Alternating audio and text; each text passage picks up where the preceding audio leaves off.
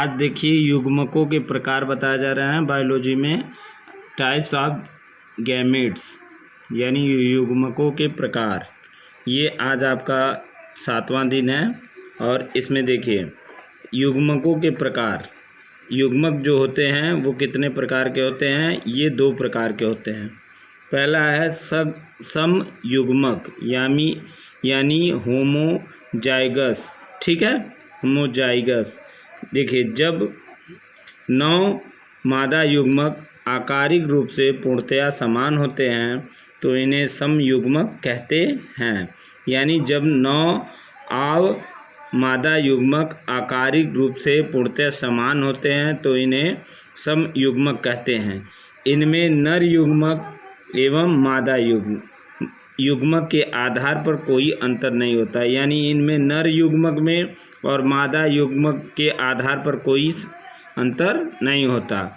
जैसे शैवाल हो गया, और आप इसमें ले सकते हैं क्लेमाइडोमोनास,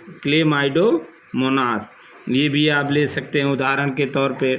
दूसरा है आपका विषम युग्मक। विषम युग्मक क्या होता है?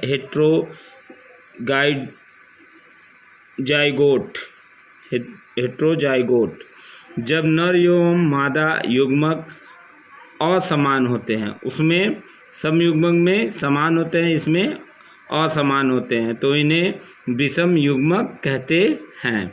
यानी नर एवं मादा युग्मक जब असमान होते हैं तो इसे विषम युग्मक कहते हैं। नर युग्मक आकार में छोटा तथा मादा युग्मक जो होता है आकार में बड़ा होता है।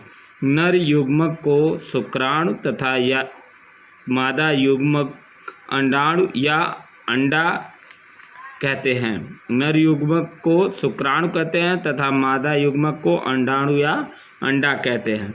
अब देखिए युग्मकों का स्थानांतरण या परिवहन, यानी इनका ट्रांसपोर्टेशन या स्थानांतरण कैसे होता है, इसको समझिए।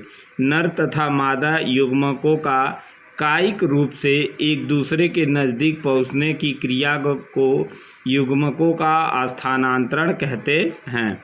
यानी नर तथा मादा युग्मकों का कायिक रूप क्या होता है?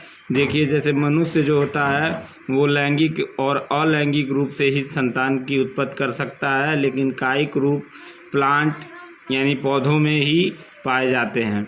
देखिए तो इसमें नर तथा मादा युग्मकों का कायिक रूप से एक दूसरे के नज़दीक पहुंचने की क्रिया को युग्मकों का स्थानांतरण कहते हैं। यानी नर तथा मादा युग्मकों का कायिक रूप से एक दूसरे के नज़दीक पहुंचने की क्रिया को युग्मकों का स्थानांतरण कहते हैं। अब देखिए नर युग्मक गतिशील होता है तथा मादा युग्मक अचल होता है, यानी अति गतिशील होता है, यानी कम गतिशील होता है। और कुछ शैवालों में नर तथा मादा दोनों युग्मक गतिशील होते हैं। यानी शैवाल किसका उदाहरण है? ये समयुग्मक का उदाहरण है। यानी नर युग्मक गतिशील होता है तथा मादा युग्मक अति अचल होता है या कम गतिशील होता है। निषेचन क्रिया हेतु युग्मकों के स्थानांतरण जलीय माध्यम की आवश्यकता होती है। यानी निषेचन क्रिया हेतु युग्मकों के स्थानांतरण के लिए जलीय माध्यम की आवश्यकता होती है। अधिकांश पादपों जैसे बायोफ्राइडा, टेरिडोफ्राइटा आदि में नर युग्मक जलीय माध्यम में गति करके मादा युग्मक तक पहुंचते हैं।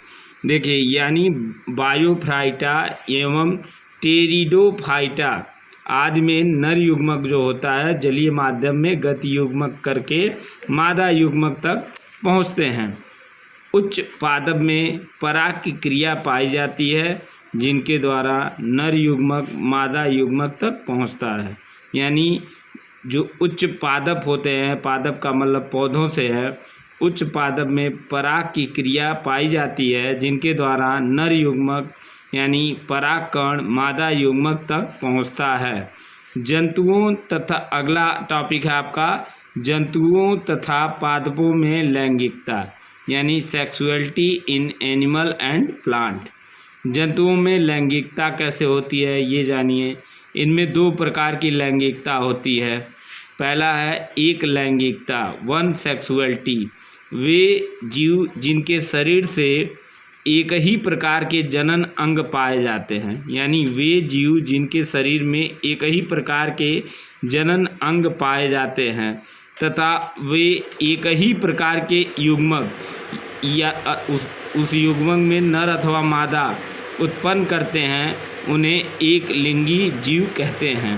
फिर से समझिए, वे जीव जिनके शरीर में एक ही प्रकार के जनन अंग पाए जाते हैं तथा वे एक ही प्रकार के नर अथवा मादा उत्पन्न करते हैं, उन्हें एक लिंगी जीव कहते हैं। इस क्रिया को एक लिंगीयता कहते हैं। जैसे तिलचिट्टा हो गया एवं सभी स्तनधारी एक लिंगीयता में आते हैं। अब देखिए, द्विलिंगीयता यानी डबल सेक्सुअलिटी, ये क्या होती है? वे जीव जिनके शरीर में नर एवं मादा जननांग दोनों पाए जाते हैं तथा नर एवं मादा दोनों प्रकार के युग्मक उत्पन्न करते हैं, द्विलिंगी जीव कहते हैं तथा इस क्रिया को द्विलिंगीयता कहते हैं। जैसे हाइड्रा, स्पंज, टिपकर्म, केचुआ आदि ये जो होते हैं द्विलिंगीयता इनको कहा जाता है।